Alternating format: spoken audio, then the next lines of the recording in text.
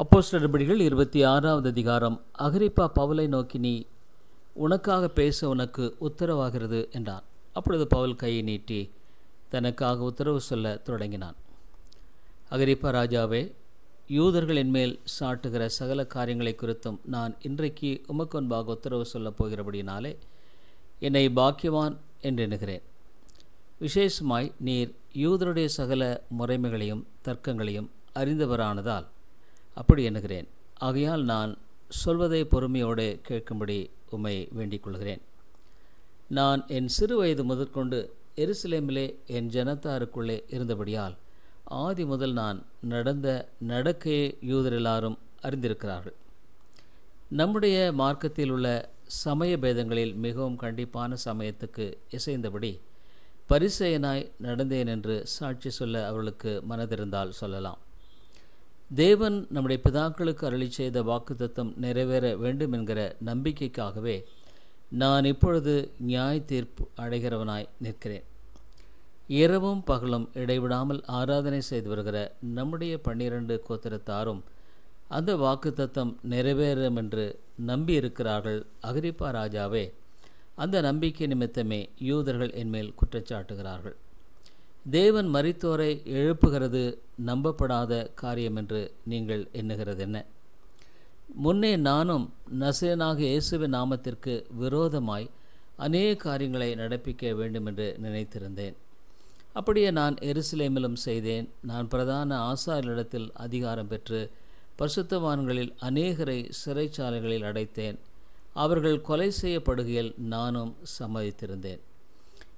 சகல ஜெப ஆலயங்களிலும் நான் அவர்களை அநேகந்தரம் தண்டித்து தேவ தூஷணை சொல்ல கட்டாயப்படுத்தினேன். அவர்கள் பேரில் மூர்க்க வெறி கொண்டவனாய் அந்நிய பட்டணங்கள் வரைக்கும் அவர்களை துன்பப்படுத்தினேன்.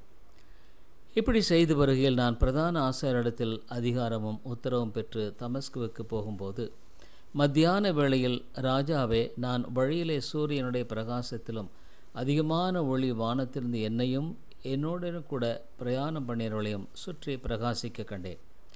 நாங்கள் எல்லாரும் தரையிலே விழுந்தபோது, சவுலே சவுலே, நீ ஏன் என்னை துன்பப்படுத்துகிறாய்? முள்ளில் உதைக்கிறது உனக்கு கடினமாம் என்று எபிரேய பாஷையிலே என்னுடனே சொல்லுகிற ஒரு சத்தத்தை கேட்டேன். அப்பொழுது நான், ஆண்டவரே, நீர் யார் என்றேன். அதற்கு அவர், நீ துன்பப்படுத்துகிற இயேசு நானே. இப்பொழுது நீ எழுந்து காலொன்றி நில். நீ கண்டவைகளையும் நான் உனக்கு தரிசனமாகி காண்பிக்கப் போகிறவளையும் குறித்து உன்னை ஊழியக்காரனாகவும் சாட்சியாகவும் ஏற்படுத்துகிறதற்காக உனக்கு தரிசனமானேன். உன் சுய ஜனத்தாரிடத்தினின்றும் அந்நிய ஜனத்தாரிடத்தினின்றும் உன்னை விடுதலையாக்கி அவர்கள் என்னை பற்றும் விசுவாசத்தினாலே பாவ மன்னிப்பையும் பரிசுத்தமாக்கப்பட்டவர்களுக்குரிய சுதந்திரத்தையும் பெற்றுக்கொள்ளும்படியாக அவர்கள் இருளை விட்டு ஒளியினிடத்திற்கும் சாத்தானுடைய அதிகாரத்தை விட்டு தேவனிடத்திற்கும் திரும்பும்படிக்கு நீ அவருடைய கண்களை திறக்கும் பொருட்டு இப்பொழுது உன்னை அவரிடத்திற்கு அனுப்புகிறேன் என்றார். ஆகையால் அகிரிப்பா ராஜாவே, நான் அந்த பரம தரிசனத்துக்கு கீழ்ப்படியாதவனாக இருக்கவில்லை. முன்பு தமஸ்குவிலும் எருசலேமிலும் யூதேயா தேச மெங்கும் உள்ளவரிடத்திலும் பின்பு பிரஜாதியாரிடத்திலும் நான் போய் அவர்கள் தேவனிடத்திற்கு மனந்திரும்பி குணப்படவும் மனந்திரும்பலுக்கேற்ற கிரியைகளை செய்யும் வேண்டுமென்று அறிவித்தேன். இது நிமித்தமே யூதர்கள் தேவாலயத்திலே என்னை பிடித்து கொலை செய்ய பிரயத்தனம் பண்ணினார்கள். ஆனாலும் தேவ அனுக்கிரகம் பெற்று நான் இந்நாள் வரைக்கும் சிறியோருக்கும் பெரியோருக்கும் சாட்சி கூறி வருகிறேன். தீர்க்கதரிசிகளும் மோசேயும் முன்னமே சொல்லியிருந்தபடியே கிறிஸ்து பாடுபட வேண்டியதென்றும் மரித்தோர் உயிர்த்தெழுதலில் அவர் முதல்வராகி சுய ஜனங்களுக்கும் அந்நிய ஜனங்களுக்கும் ஒளியை வெளிப்படுத்துகிறவர் என்றும் சொல்லுகிறனே அன்றி வேறொன்றையும் நான் சொல்லுகிறதில்லை என்றான். இவ்விதமாய் அவன் தனக்காக உத்தரவு சொல்லுகையில் பெஸ்து உரத்த சத்தமாய், பவுலே, நீ பிதற்றுகிறாய், அதிக கல்வி உன்னை பைத்தியம் உண்டாக்குகிறது என்றான். அதற்கு அவன், கனம் பொருந்திய பெஸ்துவே, நான் பைத்தியக்காரன் அல்ல, சத்தியமும் சொஸ்த புத்தியும் உள்ள வார்த்தைகளை பேசுகிறேன். இந்த சங்கதிகளை ராஜா அறிந்திருக்கிறார். ஆகையால் தைரியமாய் அவருக்கு முன்பாக பேசுகிறேன். இவைகளில் ஒன்றும் அவருக்கு மறைவானதல்லவென்று எண்ணுகிறேன். இது ஒரு மூளையில் நடந்த காரியம் அல்ல. அகிரிப்பா ராஜாவே, தீர்க்கதரிசிகளை விசுவாசிக்கிறீர் என்று அறிவேன் என்றான். அப்பொழுது அகிரிப்பா பவுலை நோக்கி, நான் கிறிஸ்தவன் ஆகிறதற்கு கொஞ்சம் குறைய நீ என்னை சம்மதிக்க பண்ணுகிறாய் என்றான். அதற்கு பவுல், நீர் மாத்திரமல்ல, இன்று என் வசனத்தை கேட்கிற யாவரும் கொஞ்சம் குறைய மாத்திரமல்ல, இந்த கட்டுகள் தவிர முழுவதும் என்னை போலாகும்படி தேவனை வேண்டிக் கொள்கிறேன் என்றான். இவைகளை அவன் சொன்னபோது ராஜாவும் தேசாதிபதியும் பெர்னிக்கேயாளும் அவர்களுடனே கூட உட்கார்ந்தவர்களும் எழுந்து தனியே போய், இந்த மனுஷன் மரணத்துக்காவது கட்டுகளுக்காவது பாத்திரமானதொன்றையும் செய்யவில்லை என்று தங்களுக்குள்ளே பேசிக்கொண்டார்கள். அகிரிப்பா பெஸ்துவை நோக்கி, இந்த மனுஷன் ராயனுக்கு அபயமிடாதிருந்தானால் இவனை விடுதலை பண்ணலாம் என்றான். அப்போஸ்தலர்கள் 27வது அதிகாரம். நாங்கள் இத்தாலியா தேசத்துக்கு கப்பல் ஏறி போகும்படி தீர்மானிக்கப்பட்ட போது பவுலையும் காவலில் வைக்கப்பட்டிருந்த வேறு சிலரையும் அகஸ்து பட்டாளத்தைச் சேர்ந்த யூலியு என்னும் பெயர் கொண்ட 100க்கு அதிபதியினிடத்தில் ஒப்புவித்தார்கள். அதிரமித்தியம் ஊர் கப்பலில் நாங்கள் ஏறி ஆசியா நாட்டு கரை பிடித்தோட வேண்டுமென்று நினைத்து புறப்பட்டோம். மகதனியா தேசத்து தெசலோனிக்கே பட்டணத்தானாகிய அரிஸ்தர்க்கு எங்களுடனே கூட இருந்தான். மறுநாள் சீதோன் துறைபிடித்தோம். யூலியு பவுலை பட்சமாய் நடப்பித்து அவன் தன் சிநேயரிடத்திலே போய் பராமரிப்படையும்படிக்கு உத்தரவு கொடுத்தான். அவ்விடமிட்டு நாங்கள் புறப்பட்டு எதிர்காற்றா இருந்தபடியினால் சீப்புரு தீவின் ஒதுக்கிலே ஓடினோம். பின்பு செலிசியா பம்பிலியா நாடுகளின் கடல் வழியாய் ஓடி லீசியா நாட்டு மீரா பட்டணத்தில் சேர்ந்தோம். இத்தாலியாவுக்கு போகிற அலெக்சாந்திரியா பட்டணத்து கப்பலை 100க்கு அதிபதி அங்கே கண்டு எங்களை அதில் ஏற்றினான். காற்று எங்களை தடுத்தபடியினாலே நாங்கள் அநேக நாள் மெதுவாய் சென்று வருத்தத்தோடே கினீது பட்டணத்திற்கு எதிரே வந்து சல்மோனே ஊருக்கு எதிராய் கிரேத்தா தீவின் ஒதுக்கில் ஓடினோம். அதை வருத்தத்தோடே கடந்து நல்ல துறைமுகம் எனப்பட்ட ஒரு இடத்திற்கு வந்தோம். லசேய பட்டணம் அதற்கு சமீபமாக இருந்தது. வெகு காலம் சென்று உபவாச நாளும் கழிந்து போனபடியினாலே இனி கப்பல் யாத்திரை செய்கிறது மோசத்திற்கு ஏதுவாக இருக்கும் என்று பவுல் அவர்களை நோக்கி, மனுஷரே, இந்த யாத்திரையினாலே சரக்குக்கும் கப்பலுக்கும் மாத்திரமல்ல, நம்முடைய ஜீவனுக்கும் வருத்தமும் மிகுந்த சேதமும் உண்டாயிருக்கும் என்று காண்கிறேன் என்று சொல்லி அவர்களை எச்சரித்தான். 100க்கு அதிபதி பவுலினால் சொல்லப்பட்டவைகளை பார்க்கலும் மாலுமியையும் கப்பல் எஜமானையும் அதிகமாய் நம்பினான். அந்த துறைமுகம் மழை காலத்திலே தங்குவதற்கு வசதியாக இராதபடியினால் அவ்விடத்தை விட்டு தென்மேற்கையும் வடமேற்கையும் நோக்கியிருக்கும் கிரேத்தா தீவிலுள்ள துறைமுகமாகிய ஃபேனிக்ஸ் என்னும் இடத்தில் சேரக்கூடுமானால் சேர்ந்து மழை காலத்தில் தங்கும்படி அநேகம் பேர் ஆலோசனை சொன்னார்கள். தென்றல் மெதுவாக எடுத்தபடியால் தாங்கள் கோரினது கைகூடி வந்தது என்று எண்ணி அவ்விடம் விட்டு பெயர்ந்து கிரேத்தா தீவுக்கு அருகாக ஓடினார்கள். கொஞ்ச நேரத்துக்குள்ளே யுரோக்கிலிதோன் எனும் கடுங்காற்று அதில் மோதிற்று. கப்பல் அதில் அகப்பட்டு கொண்டு காற்றுக்கு எதிர்த்து போகக்கூடாதபடியினால் காற்றின் போக்கிலே கொண்டு போகப்பட்டோம். அப்படி கிளவுதா எனப்பட்ட ஒரு சின்ன தீவின் ஒதுக்கிலே ஓடுகையில் வெகு வருத்தத்தோടെ படவை வசப்படுத்தினோம். அதை அவர்கள் தூக்கி எடுத்த பின்பு பல உபாயங்கள் செய்து கப்பலை சுற்றி கட்டி சொறிமணலிலே விழுவோம் என்று பயந்து பாய்களை இறக்கி இவ்விதமாய் கொண்டு போகப்பட்டார்கள். மேலும் பெருங்காற்றும் கழையில் நாங்கள் மிகவும் அடிபட்டபடியினால் மறுநாளில் சில சரக்குகளை கடலில் எறிந்தார்கள். 3ஆம் நாளிலே கப்பலின் தளவாடங்களை எங்கள் கைகளினாலே எடுத்து எறிந்தோம். அநேக நாளாய் சூரியனாவது நட்சத்திரங்களாவது காணப்படாமல் மிகுந்த பெருங்காற்று மழையும் அடித்து கொண்டிருந்தபடியினால் இனி தப்பி பிழைப்போம் என்னும் நம்பிக்கை முழுமையும் அற்றுப்போயிற்று. அநேக நாள் அவர்கள் போஜனம் பண்ணாமல் இருந்தபோது பவுல் அவர்கள் நடுவிலே நின்று, மனுஷரே, இந்த வருத்தமும் சேதமும் வராதபடிக்கு என் சொல்லை கேட்டு கிரேத்தா தீவை விட்டு புறப்படாமல் இருக்க வேண்டியதா இருந்தது.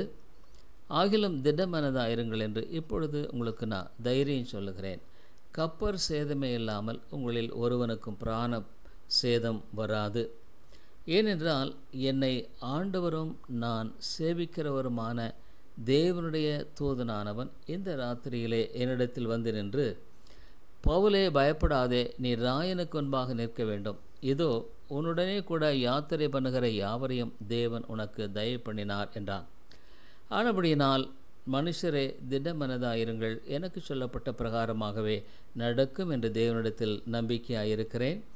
ஆயினும் நாம் ஒரு தீவிலே விழ வேண்டியதாயிருக்கும் என்றான்.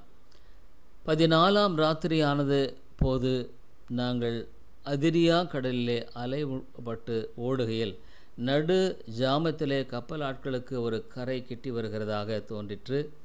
உடனே அவர்கள் விழுதுவிட்டு 20 பாகம் என்று கண்டார்கள். சுற்றுப்புற சற்றப்புறம் போன பொழுது மறுபடியும் விழுதுவிட்டு 15 பாகம் என்று கண்டார்கள். பாறை இடங்களில் விழுவோம் என்று பயந்து பின்னணியத்திலிருந்து 4 நங்கூரங்களை போட்டு பொழுது எப்பொழுது விடியுமோ என்றிருந்தார்கள். அப்பொழுது கப்பல் ஆட்கள் கப்பலை விட்டோடி போக வகை தேடி முன்னையத்திலிருந்து நங்கூரங்களை போட போகிற பாவனையாய் படவை கடலில் இறக்குகையில் பவுல் 100க்கு அதிபதியையும் சேவகரையும் நோக்கி, இவர்கள் கப்பலில் இராவிட்டால் நீங்கள் தப்பி பிழைக்க மாட்டீர்கள் என்றான். அப்பொழுது போர் சேவகர் படவின் கயிறுகளை அறுத்து அதை தாழ விழவிட்டார்கள். பொழுது விடுகையில் எல்லாரும் போஜனம் பண்ணும்படி பவுல் அவர்களுக்கு தைரியம் சொல்லி, நீங்கள் இன்று 14 நாளாய் ஒன்றும் சாப்பிடாமல் பட்டினியா இருக்கிறீர்கள். ஆகையால் போஜனம் பண்ணும்படி உங்களை வேண்டிக் கொள்கிறேன். நீங்கள் தப்பி பிழைப்பதற்கு அது உதவியாயிருக்கும். உங்கள் தலையிலிருந்து ஒரு மயிரும் விழாது என்றான். இப்படி சொல்லி அப்பத்தை எடுத்து எல்லாருக்கும் முன்பாக தேவனை ஸ்தோத்திரித்து அதை பிட்டு புசிக்க தொடங்கினான். அப்பொழுது எல்லாரும் திடமனப்பட்டு புசித்தார்கள். கப்பலில் 276 பேர் இருந்தோம். திருப்தியாக புசித்த பின்பு அவர்கள் கோதுமையை கடலிலே எறிந்து கப்பலை இலகுவாக்கினார்கள். பொழுது விடிந்த பின்பு இன்ன பூமி என்று அறியாதிருந்தார்கள். அப்பொழுது சமமான கரையுள்ள ஒரு துறைமுகம் அவர்களுக்கு தென்பட்டது. கூடுமானால் அதற்குள் கப்பலை ஓட்ட யோசனையா இருந்து நங்கூரங்களை அறுத்து கடலிலே விட்டுவிட்டு சுக்கான்களுடைய கட்டுகளை தளரவிட்டு பெரும் பாயை காற்று முகமாய் விரித்து கரைக்கு நேராய் ஓடி இருபுறமும் கடல் மோதிய ஒரு இடத்திலே கப்பலை தட்ட வைத்தார்கள். முன்னணியும் ஊன்றி அசையாமல் இருந்தது. பின்னணியும் அலைகளுடைய பலத்தினால் உடைந்து போயிற்று. அப்பொழுது காவல் பண்ணப்பட்டவர்களில் ஒருவனும் நீந்தி ஓடி போகாதபடிக்கு அவர்களை கொன்று போட வேண்டுமென்று போர் சேவகர் யோசனையாயிருந்தார்கள். 100க்கு அதிபதி பவுலை காப்பாற்ற மனதாயிருந்து அவர்களுடைய யோசனையை தடுத்து நீந்த தக்கவர்கள் முந்தி கடலிலே விழுந்து பறையேறவும், மற்றவர்களில் சிலர் கலைகள் மேலும் சிலர் கப்பல் துண்டுகள் மேலும் போய் கரையேறவும் கட்டளையிட்டான். இவ்விதமாய் எல்லாரும் தப்பி கரை சேர்ந்தார்கள். அப்போஸ்தலர்கள் 28வது அதிகாரம். நாங்கள் தப்பி கரை சேர்ந்த பின்பு அந்த தீவின் பேர் மெலிதா என்று அறிந்தோம். அந்நியராகி அந்த தீபார் எங்களுக்கு பாராட்டின அன்பு கொஞ்சமல்ல. அந்த வேளையிலே பிடித்திருந்த மழைக்காகவும் குளிருக்காகவும் அவர்கள் நெருப்பை மூட்டி எங்கள் அனைவரையும் சேர்த்து கொண்டார்கள். பவுல் சில விறகுகளை வாரி அந்த நெருப்பின் மேல் போடுகையில் ஒரு விரியன் பாம்பு அனலுரைத்து புறப்பட்டு அவனுடைய கையை கவ்விக்கொண்டது. விஷப்பூச்சி அவன் கையிலே தொங்குகிறதை அந்நியராகி அந்த தீவார் கண்டபோது, இந்த மனுஷன் கொலைபாதகன், இதற்கு சந்தேகமில்லை, இவன் சமுத்திரத்துக்கு தப்பி வந்தும் பழியானது அவனை பிழைக்க விட்டவில்லை என்று தங்களுக்குள்ளே சொல்லி கொண்டார்கள். அவன் அந்த பூச்சியை தீயிலே உதறி போட்டு ஒரு தீங்கும் அடையாதிருந்தான். அவனுக்கு வீக்கம் கொண்டு அல்லது அவன் சடுதியாய் விழுந்து சாவான் என்று அவர்கள் பார்த்து கொண்டிருந்தார்கள். நெடுநேரமாய் பார்த்து கொண்டிருந்தும் ஒரு சேதம் அவனுக்கு வராதை கண்டபோது வேறு சிந்தையாகி இவன் தேவன் என்று சொல்லிக் கொண்டார்கள். தீவுக்கு முதலாளியாகிய புபிலியு என்னும் பெயர் கொண்டவனுடைய நிலங்கள் அந்த இடத்திற்கு சமயமாக இருந்தது. அவன் எங்களை ஏற்றுக்கொண்டு 3 நாள் பட்சமாய் விசாரித்தான். புபிலியுனுடைய தகப்பன் ஜுரத்தினாலும் இரத்த பேதியினாலும் வருத்தப்பட்டு கிடந்தான். பவுல் அவனிடத்திற்கு போய் ஜெபம் பண்ணி அவன் மேல் கைகளை வைத்து அவனை குணமாக்கினான். இது நடந்த பின்பு தீவிலே இருந்த மற்ற வியாதிக்காரர் வந்து குணமாக்கப்பட்டார்கள். அவர்கள் எங்களுக்கு அநேக மரியாதை செய்து நாங்கள் கப்பல் ஏறி போகிற போது எங்களுக்கு தேவையானவைகளை ஏற்றினார்கள். 3 மாதம் சென்ற பின்பு அந்த தீவிலே மழை காலத்திற்கு தங்கியிருந்த மிதுனம் என்னும் அடையாளமுடைய அலெக்சாந்திரியா பட்டணத்து கப்பலில் நாங்கள் ஏறி புறப்பட்டு சீரு கூசா பட்டணத்தை சேர்ந்து அங்கே 3 நாள் தங்கினோம்.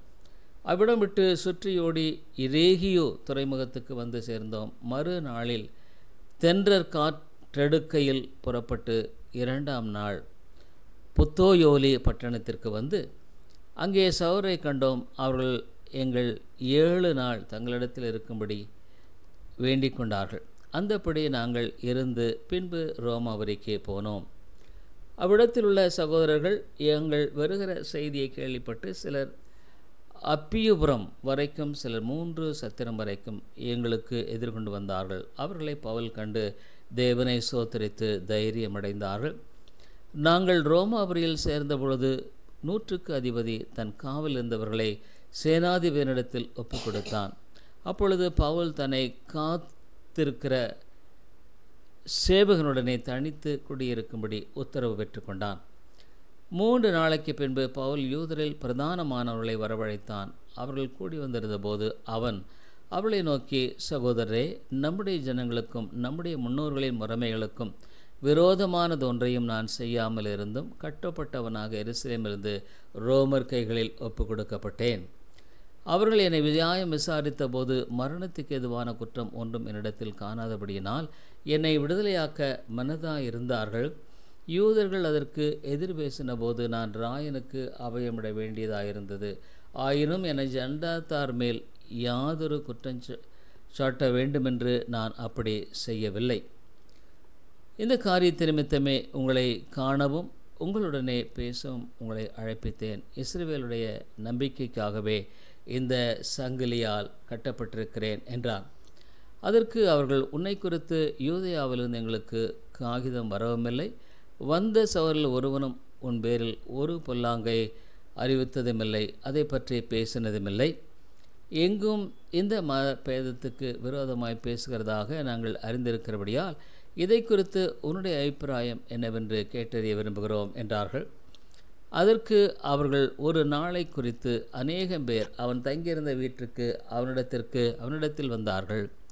அவன் காலமே தொடங்கி சாயங்காலம் மட்டும் மோசேயின் நியாயப்பிரமாணத்திலும் தீர்க்கதரிசிகளின் ஆகமங்களிலும் இருந்து இயேசுவுக்கு அடுத்த விசேஷங்களை அவர்களுக்கு போதித்து தேவனுடைய ராஜ்யத்தை குறித்து சாட்சி கொடுத்து விஸ்தரித்து பேசினான். அவன் சொன்னவைகளை சிலர் விசுவாசித்தார்கள், சிலர் விசுவாசியாதிருந்தார்கள். இப்படி அவர்கள் ஒருவரோடொருவர் ஒவ்வாமலிருந்து புறப்பட்டு போகையில் பவுல் அவர்களுக்கு சொன்ன வாக்கியமாவது, நீங்கள் காதார கேட்டும் உணராதிருப்பீர்கள், கண்ணார கண்டும் பாராதிருப்பீர்கள். இவர்கள் கண்களினால் காணாமலும் காதுகளினால் கேளாமலும் இருதயத்தினால் உணர்ந்து குணப்படாமலும் நான் இவர்களை ஆரோக்கியமாக்காமலும் இருக்கும்படிக்கு இந்த ஜனத்தின் இருதயம் கொழுத்திருக்கிறது. காதுகளினால் மந்தமாய் கேட்டு தங்கள் கண்களை மூடிக்கொண்டார்கள் என்று இந்த ஜனத்தினிடத்தில் போய் சொல்லு என்பதை பரிசுத்த ஆவி ஏசாயா தீர்க்கதரிசியை கொண்டு நம்முடைய பிதாக்களோடு நன்றாய் சொல்லியிருக்கிறார். ஆதலால் தேவனுடைய ரட்சிப்பு பிரஜாதியாருக்கு அனுப்பப்பட்டிருக்கிறது என்றும் அவர்கள் அதற்கு செவி கொடுப்பார்கள் என்றும் உங்களுக்கு தெரிந்திருக்க கடவுது என்றான். இப்படி அவன் சொன்ன பின்பு யூதர்கள் தங்களுக்குள்ளே மிகவும் தர்க்கம் பண்ணிக்கொண்டு போய்விட்டார்கள். பின்பு பவுல் தனக்காக வாடகைக்கு வாங்கியிருந்த வீட்டிலே 2 வருஷம் முழுவதும் தங்கி தன்னிடத்தில் வந்த யாவரையும் ஏற்றுக்கொண்டு மிகுந்த தைரியத்துடனே தடையில்லாமல் தேவனுடைய ராஜ்யத்தை குறித்து பிரசங்கித்து கர்த்தராகிய இயேசு கிறிஸ்துவை பற்றிய விசேஷங்களை உபதேசித்து கொண்டிருந்தான். சுத்தர்கள் போற்றும் பாதையின் தீபம், உத்தம மார்க்கம் சத்திய